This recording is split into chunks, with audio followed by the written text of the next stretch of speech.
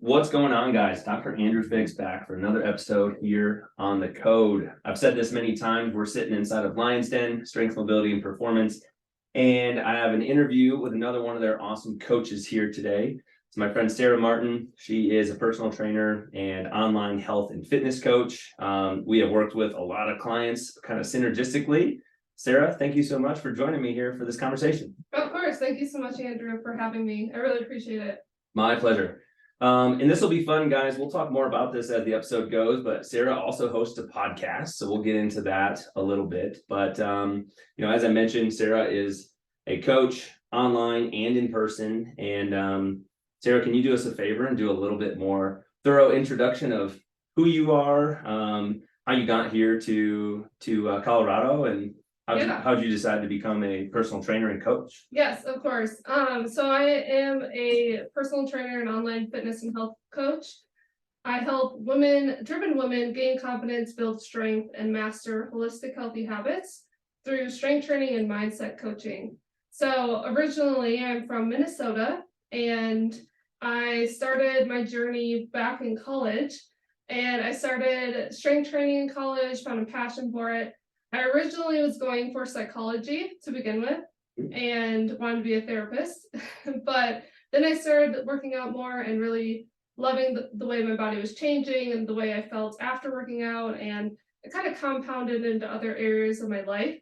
I showed up better in my work, classes, and relationships, and I found that passion and really wanted to help other people have that same mindset as well. So my journey is very, very long. I've been through a lot of ups and downs throughout the fitness journey, but now I really, really love what I do because I can really relate to a lot of my clients when it comes to working with women, their mindset, their body image, and just building that confidence back up.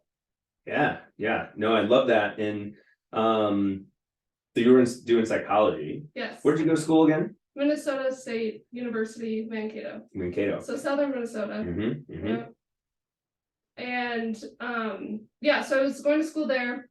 I really kind of lost myself actually when I was working out a ton, because I kind of went the obsessive route, like kind of got addicted to it. Yeah. And overexercised, underate tremendously, and I was even skinnier then. And I really just was trying to seek this body image look or ideal look, and I was getting left dissatisfied, like not really loving, still kind of craving more and more, and wasn't feeling like I was confident in my body. And that's where I almost got into bodybuilding and like competitions, because that was really big actually in Mankato. And there's this big college gym that everyone was at. That's actually where I met my fiance. Jeff was at that gym, and there was everyone there. There was a few people that were doing bodybuilding competitions, powerlifting, and I was going to go that route. But then at the time, I knew that my mindset and body was not in the right place to pursue that. Yeah. Because I honestly, lost my menstrual cycle, and got really just, I couldn't keep going that route. So that's when I kind of transitioned to a more sustainable way when it comes to fitness and health and all of that, through just building more knowledge and education through exercise science. So yeah.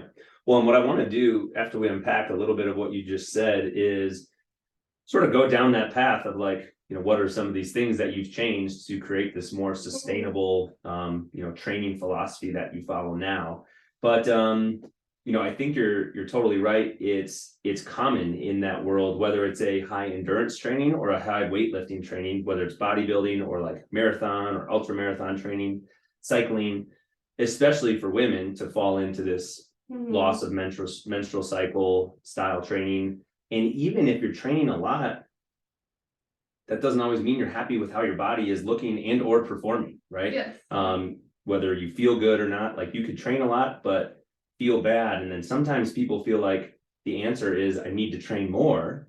And that's not always the answer. So, and we've had a couple other conversations on this show of like similar sort of stories. So when was that transition of you were studying psychology and you said you thought you wanted to go down the path to be a therapist, and then you sort of switched to go into the fitness side of things? How old Yeah. were you when you did that? I was still in college, so I was probably like sophomore year, and I was actually going to Eau Claire, Wisconsin, Oh yeah. and then I transferred and went for exercise science. So that's kind of when, I switched when I went to Mankato, Got and it. it was a big program there. Like I felt like everyone was going for exercise science there, so it's really a great community. Everyone was very, healthy and holistic, and it was great. Yeah.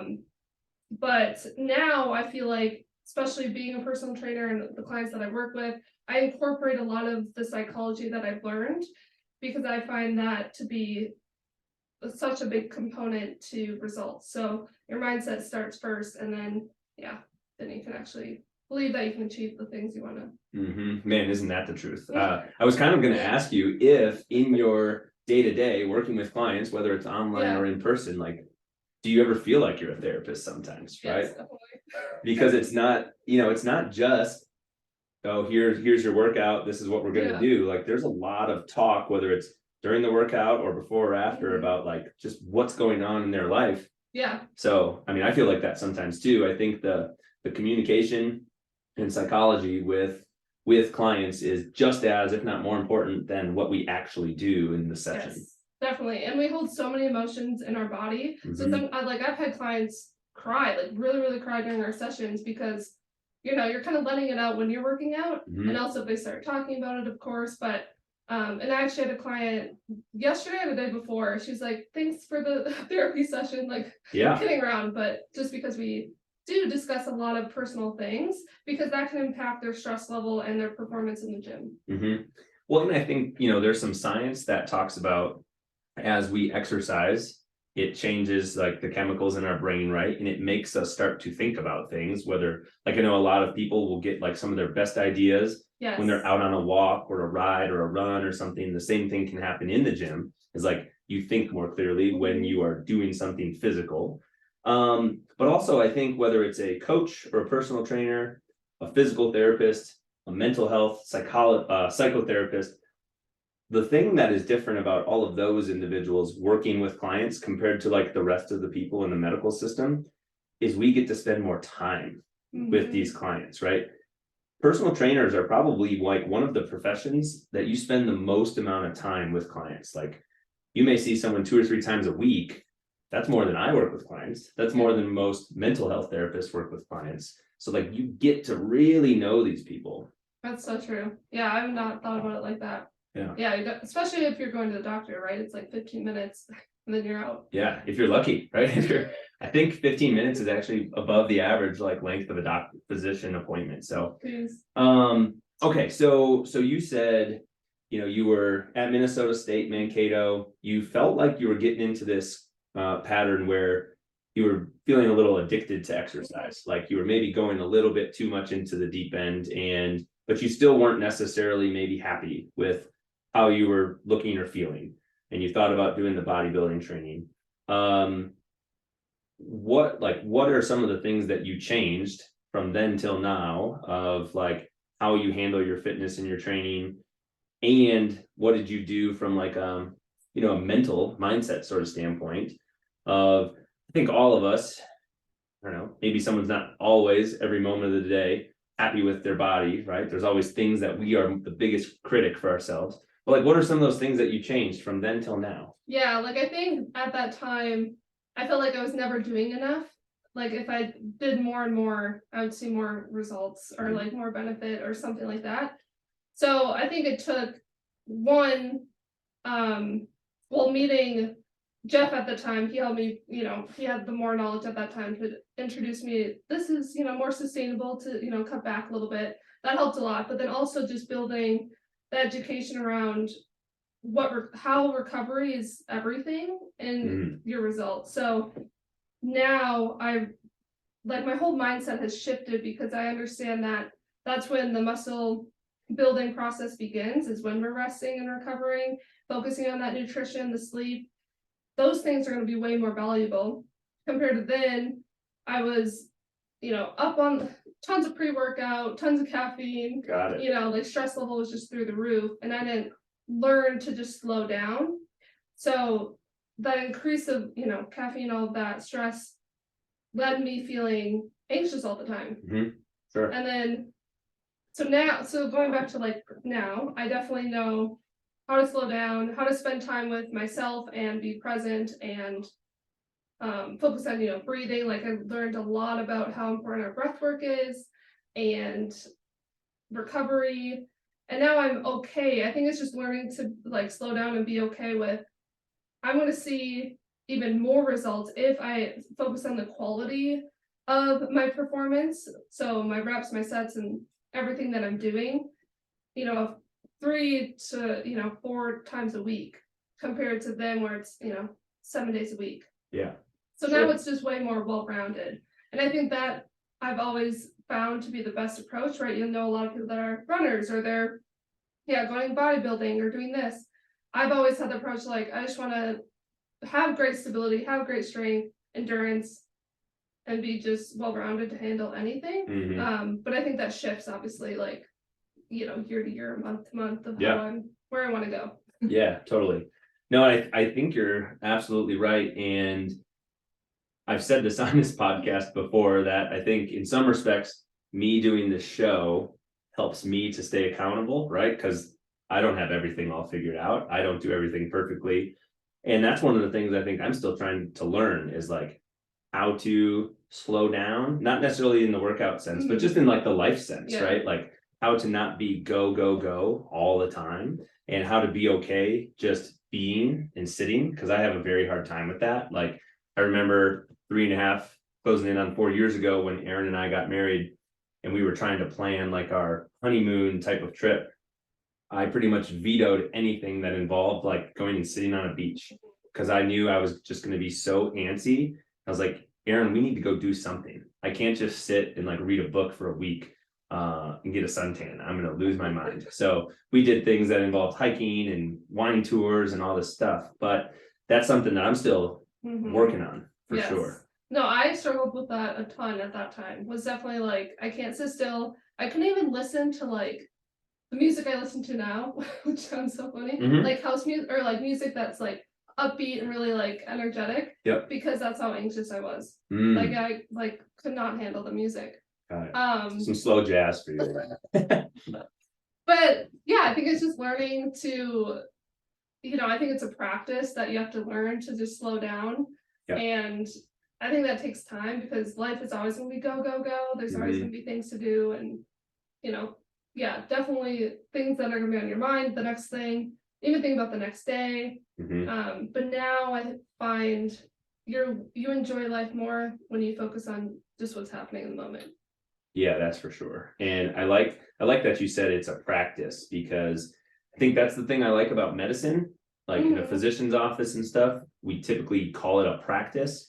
And I think a lot of health providers will call their skill set or their career a practice. And to me, that just means it's an ever changing, evolving thing. Like it's not going to and doesn't need to and probably shouldn't look the same 10 years ago to what it does now to what it does in 10 years. Like it should look different because it's evolving along the way as we change and evolve. But everything that you said about recovery, right? You train, and when the muscle actually builds is during that recovery phase. Like you don't get stronger in the workout that you're doing right now. You need to break things down, rebuild it. That is also true. And I think so many people get lost a little bit in this kind of microwave society that we have right now. We're used to like getting things right now. If you want food, you can order it on your phone and someone can deliver it to your door in like 20 minutes, right? And that like you don't have to do anything to do that besides punching some numbers on your phone. But that's not the way that it works in the fitness world, right? You can't just pick up a weight and now all of a sudden you're stronger tomorrow. It takes weeks, right? It takes months and weeks for this to happen, for you to go through these changes. And if we start talking about sports, the best ability is availability, right? Like if you're not on the field because you're so hurt because you were grinding too hard and like you weren't focusing on the sleep, nutrition, the recovery, the time with the body work folks, the chiropractors, PTs, massage therapists, so that your body can be ready. In an athletic sense, you you can't participate because Yeah. you've overdone it too much, Yeah. or you had an injury or something. So it sounds like what you're talking about is quality over quantity, Yes. right? Definitely. Focus on the high quality stuff, and that'll lead to the results you're looking for. Yes. And I try and when I work with my clients too, now that I've through my own personal experience understand that and work through that, I try and set that expectation early on when I work with my clients of that it is going to take the time, the effort, and patience to see those results. That way they're, I always want to be clear and upfront with them because I think, people just want it to happen, 30 days and then it's, they have the weight loss or whatever it is. Yeah. I want to ask you to maybe in your words or how you explain with clients, define a couple terms for me, because you mentioned like strength, stability, mobility, and these are words that I know we use here in the gym all the time, whether it's with clients that are coming in to see you or one of the other trainers, or clients that are coming in to see me. And I think the words strength and stability a lot of times are hard for people to distinguish the difference between those things. So if you start talking with a client and you're talking about mobility, stability, and strength, how do you usually explain what the difference is in those couple terms? Yeah, so typically for an example, when I talk about stability, it's just having a good, what I always like to think of is like a single leg movement or something like that. The joint stability to actually be on one leg and stand on one leg is happening at your hip, your ankle. There's a lot of joints that are working simultaneously together to stabilize you. And then mobility is having that range of motion to, have your hips in a hinge position and have a good, mechanical setup, right? So your neutral spine and able to move, have control over just your hips to move. Strength is being able to feel strong in that position. So whether it's with load or it's just with control and have that muscle stimulus to maintain that position. Yeah. No, I love it. Because that sometimes seems confusing to people, especially if I'm working with a client who might be a little less familiar with exercise, or maybe they exercise, but they haven't spent any time working with like a coach. They're just kind of doing it on their own. And then I start talking about stability versus strength. They're like, wait a minute, aren't these, what do you mean? Isn't it the same thing? And they are a little different. It's kind of nuanced, right? Yeah, it definitely is. And I also, especially when it comes to women, I talk a lot more about like the strength component of how important it is for them to build strength and build muscle to help their hormones, inflammation, and just longevity overall. So we spend a lot of time talking about that. I think stability is when I talk more about just your daily life movement and having the stability to do the things you want to do. So typically like knees and all that. Yeah, and I think it's easy kind of for any client that we're working with to understand when we start talking about why we need to do these things, like why we need to resistance train in order to produce longevity in our life, or like if we can link that to something that they do in their daily life, whether that's like a common example I use with like deadlifting is, well, if you have a child and you need to pick them up off the floor, especially as that kid starts growing in age, they're 2 years old, 4, 6, like if you're going to pick them up, well, they weigh a decent amount, right? You need to be able to do that safely, repetitively, or even if you're picking up things like now's the time, as we're recording this in Colorado, people are doing a bunch of yard work, they're moving bags of mulch, they're getting wheelbarrows out, they're gardening, they're whatever that looks like. So if we don't prepare our bodies to do that stuff, it's a recipe for irritating something, tweaking your back, for example. If you're not really ready for it. Definitely. Yeah. Speaking of that, actually a client the other week, like just bracing, like understanding how to lift something up is a lot of times what I'll talk about. So even the other day, someone was like, I was lifting a lot of planters and, planting a lot of things. And the first time I didn't feel in my back, because they're understanding like they have that core strength and stability. So, that reminds me, I got into a conversation with a client yesterday who she was having some back pain. Now, this is someone that's very familiar with exercise. What I was telling her is I hear, at least in my role, because low back pain is like the number one thing, right, that I work with clients on. It's not even close. It's like a far second to the next thing. But more often when people come in and I ask them, well, when did this start hurting? And if they irritated it with a particular incident, it's usually doing something relatively small in their daily life, right? It's not often squatting a lot of weight, deadlifting a lot of weight in the gym, because usually people are focusing a lot more in those scenarios. We're not always focusing in much when we're out in our garage or in our yard or loading the dishwasher or something. But those are the movements that more often people come in saying, I was just helping my daughter get out of her car seat and I threw my back out, right? And their daughter doesn't weigh that much weight. So I don't know. I see that a lot. Yeah, no, I definitely see that a lot too. It's all those, it's almost like I always try and educate. And that's another thing I kind of wanted to mention was when I work with my clients, a lot of building the education so that they have it the rest of their life, the knowledge to know why we're doing what we're doing. And not only just the form of movement so they can perform that throughout their life, but also become more aware. And because it's all awareness and being able to be conscious of how you're moving in the gym and applying that to your life. So even just as simple as, like walking, or like you're saying, picking something up, your kid getting down from the floor, just little movements like that. So that way they're being more aware of it and know how to move really well.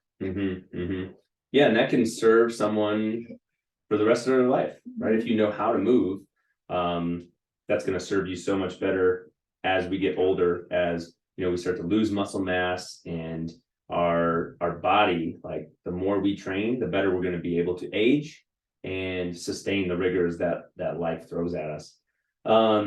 Speaking of which, one thing that you mentioned was in practicing, like being okay with slowing down, being in the moment, focusing on the present, was breathing exercises or like breathing strategies to try and tap into that like calming down kind of situation. What is one of the common ones that you use or that you've talked with clients through or something? Like what's a common breathing strategy that you like to use to kind of do that? Yeah, so I mean there's a handful of them, of course, but honestly it all stems from just diaphragmatic breathing. So gaining that awareness around breathing through your diaphragm, because at the time, previously in my journey, I come from, definitely was not breathing through my diaphragm. And that, even just as simple as switching how I was breathing, allowed me to be like, wow, this does feel way different. And I couldn't even sit for like 2 minutes and breathe through my diaphragm because I was like, this is so uncomfortable. So now that's number one, is what I kind of will educate my clients on, is breathing through the diaphragm and slowing down. Typically, like a box breathing is very, very common. So there's different methods, of course, of how you can do that, but typically I do like at least a 4-second inhale, pausing 2 seconds, and then exhale for 4, pause for 2, and repeat. And then if we want to get more rest and digest, kind of slowing it even more, I have them focus on that exhale even longer. I really like that. And I agree. I used to have a really hard time with that. I think I still kind of have a hard time with that. And box breathing, I think, is a very popular strategy that people use. And I know I hear the 4 seconds very often. Maybe I'll link in the show notes to this. There's a really good book called Breath. It goes through a lot of different strategies. What's one of the major differences, Sarah, that you felt? And I know a lot of times you talk about like diaphragmatic breathing compared to like being a chest breather, right? But you said initially when you were trying to breathe that way, it was very uncomfortable to you. What's one of the biggest differences you feel like in your body trying to breathe like from and with your diaphragm compared to not really using it? Yeah, definitely less stress. Like you're just more calm. And honestly, I can feel a lot of release. Like if I do feel tightness in like my upper back, where if we are shallow breathing and breathing through our chest, that's where I'm going to feel it. It's mostly trap tightness and things like that. So I just feel like definitely a lot less stress, less tightness in the upper back. Also, there's so many benefits to breathe more diaphragmically. I also noticed a huge change in my digestion and like other like important things, sleep, and things like that. Yeah, totally. Yeah, and if you guys do end up, whether it's listening or reading, checking out that book, Breath, like you're gonna find way more in-depth strategies of like what we were talking about, nasal breathing strategies, even as far as things like taping your mouth shut while you sleep to force yourself to breathe through your nose. And all of these breathing strategies can have a huge effect on how our body functions, like all the different systems, right? So I think it's hard to like overstate how important it kind of is, even though it's something that I think we all sort of take for granted, like we're alive, we're breathing, but we put focus and emphasis on all these other areas of our life. Why don't we put it on how we breathe too? Because that's going to impact all these other things. And since we were talking about fitness, it's only going to make you more physically fit and be able to perform the activities that you're trying to if you're a more efficient breather.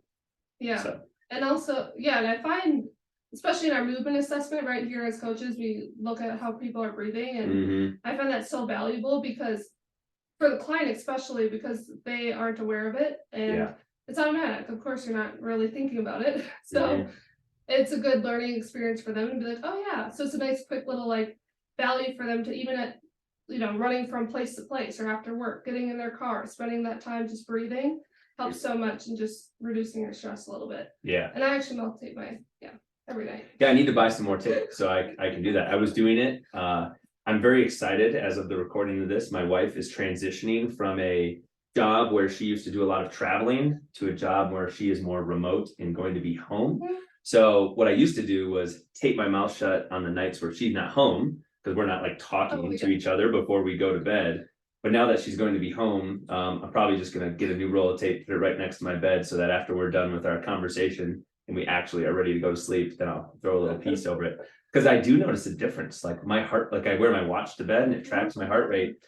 When I was taping my mouth shut consistently, my heart rate was lower during sleep than it was when I didn't do that. So there's some magic to it for sure. Okay, Sarah. So what I want to get into a little bit before I forget is, I mentioned at the beginning of this episode, you too host a podcast. I think you started it like almost a year ago or something at this point. And the title of that is Growth Over Fear, right? The Growth Over Fear podcast. So I want to talk about like, one, when and how and why did you decide to start a podcast? And then I'm sure there was something that made you come up with like that title, right? Growth Over Fear. And so walk us through that a little bit and tell us a little bit about what that show is about. And then let's start talking about some of these things that we kind of like overcome in our life a little bit. Yeah, of course. Thank you for that. I started the podcast July last year. And I've always had like an inkling, like I've wanted to start a podcast ever since like after college. So it's always in the back of my mind. And it was just the right opportunity, right time to do it. Got all the equipment and just said, I'm going to do it. So the Growth Over Fear podcast is where I help women or men and women overcome their fears, build sustainable, tangible skills to live a balanced, holistic, healthy lifestyle. So really it's about leaning into growth and having an open mindset when it comes to any area of your life. So in that podcast, I do have a variety of topics. So wellness based, sleep, water, all things health and wellness in that podcast. And how I kind of came up with that name was, honestly, I have always had a good mindset around being open-minded. I came from a very small town, and sometimes when you come from a small town, I feel like can be not that type of mindset. And I find when you are more open to growth, you're able to have more opportunities presented before you, and you accept the fear, challenges, things that come your way more resiliently when you have that open approach. Isn't that true? I mean, I remember listening to the very first episode of your podcast, and then I've heard a couple other ones, and I think very similar to this one, you were planning to do it a long time before like it actually happened, right? And like you said, I was thinking about it in college. Like I was planning to start this podcast more than a year before we actually started it, and I had the equipment And we were just sitting on it for a long time until we finally like made it a high enough priority and slid it from the back burner, like as an idea, to something we're actually going to do. And it's not easy by any means. Like, it takes work to make this happen, more than I think people think, right? It's very time consuming, but I'm so happy that we're doing it. And I'm sure you feel the same way now that you have yours rolling and started. Yes, I love having it. It's honestly, I wanted to reach a wider audience, of course, through just my knowledge and experience sharing with people, but also a great educational resource for people to go to. So I assume similar to you, where you know, clients and patients can check out the podcast to go more in depth and learn more, rather than like during our sessions and things like that. Yeah, absolutely. And then one of the other things too is, I'm sure you feel this way, I find myself having the exact same conversations over and over and over. And a lot of people have the exact same questions, right? So I figured, why not like record the answer, if you will, or record the strategies that we talk about, so that when someone else has a question, even if they don't even know who I am or anyone on our team at Physio Room, they can potentially go find an idea or an answer that might work for them. And I don't want to say like the answer works for everybody, because everybody's situation is different, but so many people are going through very similar things, like whether it's back pain or whatever. Like, people have similar issues because we do similar things, we live similar lives, we have similar jobs. And I think having a platform like this is really cool, because you can reach a bigger audience. What have you found, Sarah, is, well, maybe before you started the podcast or now, like, what have you found is like a big growth over fear moment that you've had in your life? You already talked about changing your fitness strategy and how you manage your training, but like, what are some other things that come to mind that you've kind of worked through or gotten past, or honestly are still working through? I mean, there's definitely like a few, but one of the main ones I think I still kind of worked through, but also the main was through college, was like just comparison. I feel like a lot of people struggle with comparing themselves to others and being in that kind of realm of things. But I just really learned that, you know, you're in control of not only your actions, your attitude, but also your journey. So why not just focus on your journey and what you're doing day to day to help you continue to improve and be better. So I think that's one of the big obstacles and like fearful times that I've had. Another one would probably just be moving out of state, honestly, moving away from a large family. All my nieces and nephews are in Minnesota. I have 4 older brothers as well, so they're all in Minnesota. So moving away was definitely a scary moment, especially not, you know, leaving college and coming out here. And Yeah, I'm right there with you. And, you know, I actually didn't even realize that you were in school in Eau Claire. So as some of the people on the show know, I'm from Wisconsin too. And that moving away thing is like, I never really planned to do that until I traveled on 2 of my clinical rotations. And like, that one was in Minnesota, but like that got me out and about a little bit more, because I spent the majority of my life until I was 25 years old in Wisconsin. And then that's when I really moved out. I had those 2 clinical rotations, and then just decided, you know what, there's so much that I have not even scratched the surface on experiencing. I'll probably regret it if I just stay here, even though it would be awesome to be closer to, like, most of my family's back in Wisconsin, and a couple of people are in other places, but the bulk of it is right back there at home, just like you're saying. So yeah, it is a tough thing to move out here. When did you move here again to Colorado? October 2020. Okay, yeah, so like 6, not even 6, 5 months after we did. And I never read it. It's amazing. Yeah, it's been good. And you know, I think it has, at least for Aaron and I, it's gotten us to travel more, because now we travel back to see family and we travel other places. But there is a lot to do out here. And you know, I am drawn a bit to the mountains, like I just talked about with the honeymoon thing. Like, I have much more fun hiking than sitting on the beach watching the waves crash, even though that's cool too. It just doesn't feel the same to me as going for a hike in the mountains in the middle of nowhere. Yeah, I love hiking. hiking, snowboarding, all the activities here. But yeah, I wouldn't have been able to do any of those things if I stayed there. So Yeah. definitely was worth it. 100%. Comparison's a tough one because I think now especially too in 2023, what do we do all day? We're looking on social media, all this stuff, and like you're seeing things that people choose to put on there. So you might, and now some people will put like unfortunate things that happened to them, or put like show the work that it took to get to whatever they're choosing, the picture they're putting. But what you can do is you can just choose to put all the highlights, right? You can just show all the good things. And then if you don't actually spend time with that person, you might just think, wow, their life is perfect. Well, how come I don't have that? Or you see someone who's maybe doing a bodybuilding show or something, like, man, I wish I looked like that. Like, it's a hard thing not to do. Yeah, it can be very, very hard.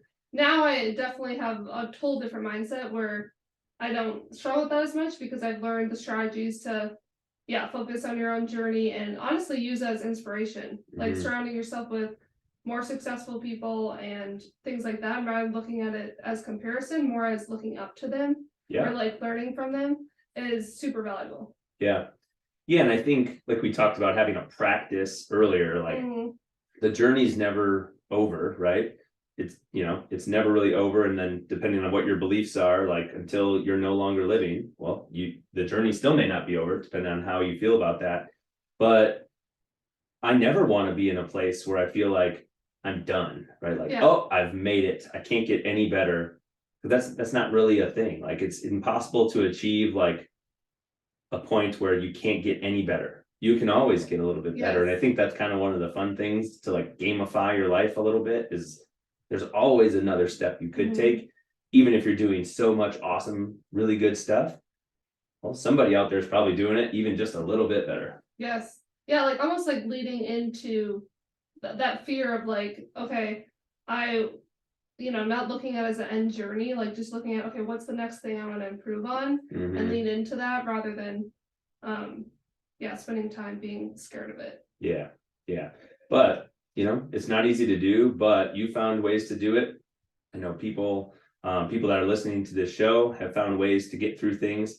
And it's kind of like it's like a domino effect, kind of, right? It's the hardest step is the next one. But once you take that one and you're able to kind of look back and you're like, oh, wow, look at all this stuff that I did. And every time you're able to overcome like a slightly bigger obstacle than the one you did before. Definitely. Yeah. I had a question. What was I going to ask you? What I was going to say is you made something come to mind for me of not necessarily comparison, but like one of the challenges that I think I face is, I'm in this field of physical therapy, right? Where I'm trying to help clients, guide them through rehab journeys or journeys back to particular sports or activities that they like to do after they've sustained an injury or had periods of time off. And I've dealt with my own physical ailments too, right? I've had surgical procedures. Most recently, I had a scar tissue removal procedure on my Achilles 10 weeks ago. And I can't tell you how many times, even though this is true, what people say is like, okay, I had this procedure done. I'm trying to get back to activities that I love to do. But it's not that easy to do, right? Like I'm dealing with my own issues and I go through the same challenges that a bunch of clients have where, you have to make the time for the rehab. You have to work through the pain or the lack of range of motion or stability or whatever. But when I tell people about it, their natural response is, well, at least you're a physical therapist, you know what to do.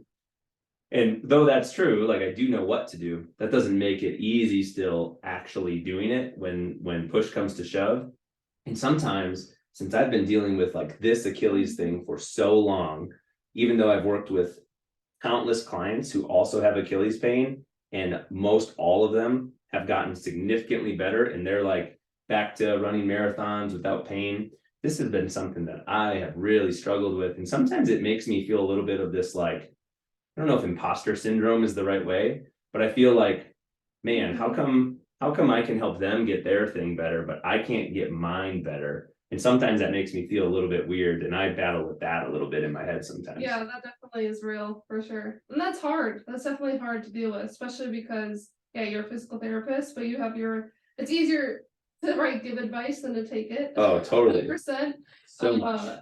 For sure, but I think, at least in my personal experience, when I've dealt with clients who have setbacks like that, and it's different when it is a long period of time. It can be way more challenging, of course, but I think it's finding small wins along the way, like setting smaller goals. Like even if you want to get back to running, like a marathon or something like that, set little goals for yourself or little wins, so that way you're still staying inspired to keep going. Yep. Because you're not going to be motivated all the time. Right. To do the recovery work. That is so true. And I like that idea to like set smaller kind of bite-sized goals, because they just then tend to stack, right? If you can check something off the list, it kind of motivates you to like go after the next one. But if you set some like huge, massive goal that's going to take like, a really long time, a year to get to, well, it's probably smarter to set like smaller, what are the 12 steps that lead up to that 1 year goal? And once a month, just try to make it that 1/12 of the way. Because then you kind of keep that ball rolling. Yeah. And always looking at, where you want to go. Like client comes to mind, she had a sprain, LCL sprain, and she really just focused on, okay, I can either put in the work now or pay for it later. Yeah. And I know that's, of course that's easier to think about, but it's hard. It was really helpful for her to think, okay, if I just do these exercises daily, it's going to set me up for what I want to do this summer. Man, and I don't always like to use like fear as the motivator, but that's absolutely true though. Like if you're dealing with something and we don't put the time in to change that situation for the better, it's only going to be harder down the road, or it's only going to set you up for failure down the road. Like my Achilles, for example. Well, one of the main reasons why I did this procedure is what I was afraid of is tearing it when I'm like 45 years old playing in the backyard with future kids or something like that. I was like thinking about, well, what if I don't do this now? What's going to happen later? I don't want that to happen. So you're totally right. Whether it's like think about the positive or think about, how bad could it be? Let's change that now so that we don't get to that point, or so that we can get to like how great the future looks if I do this stuff now. Yeah, definitely. All right, before we start the process here of wrapping this up, what I want you to do, Sarah, is tell people that are listening to this, where can they go find you? We'll include this stuff in the show notes, of course, but you do in-person and online fitness coaching. So where can people find you online? How can they get a hold of you if they want to learn more or talk to you about that stuff? Yeah, of course. So I train in-person clients at Lions Den here in Denver, Colorado, right off Bellevue in 25. So definitely can hop in, come to Lions Den and check it out and get my card here. Otherwise, the best way would probably be on Instagram, and that is Sarah with an HTM Wellness. And I have a little link in my bio that you can click on to apply for online coaching. Otherwise, honestly, just shoot me a DM. I would love to chat with you and connect with you more. Awesome. Like I said, we'll include that stuff in the show notes. And then I also want to have you again do another little plug for your podcast, the Growth Over Fear podcast. Is that on like all the different platforms? People can find that. I'll include that in there as well. Yeah, so the Growth Over Fear podcast, you can definitely check that out on Spotify and Apple Podcasts. Those are the two main areas that it's at currently. So thank you so much. You are welcome. I'll include those things in the show notes. And then what I want to close this with is I've asked this to a couple other people on the show. We kind of started this, we had this conversation along the way, but our show is called The Code, a guide to health and human performance, right? And it's all about like cracking the code on how to like live an awesome life, cracking the code on health and fitness and all these things. If you had to summarize everything that we talked about into like 1 or 2 points, like what are the things that you think will help people like crack the code on health and human performance? Like your keys. I have a few things. Yeah. The first one is definitely start small and set small goals and celebrate those, because that's going to lead you to the big significant results when you look back on your journey. The other thing I would say is what you do every single day is going to account for the quality of your life and the degree of your success. So it's not whether you feel like putting in the work, it's whether you do it regardless. So when you're losing motivation, do it regardless. Consistency is Yes, so important. consistency is everything. Really, really helps. Love it. I think that's an awesome place to end this. So there, Sarah, thank you again for joining me here on this episode of The Code. Thanks to all of you guys that tuned in to listen to this. And just as a reminder, we are working towards our goal here on The Code to get 200 5-star reviews. So if you have not done that yet and you made it to the end of this episode, please be so kind to go drop a review. And even in addition to just hitting the stars there, maybe drop a little comment on there to let us know what you liked about us, or give us some ideas of different episodes that you would love to hear about. We can make that happen. So again, Sarah, thanks so much. Thank you so much, Andrew. That was fun. Absolutely. Thanks, guys. We'll catch you next time on The Code. Bye-bye.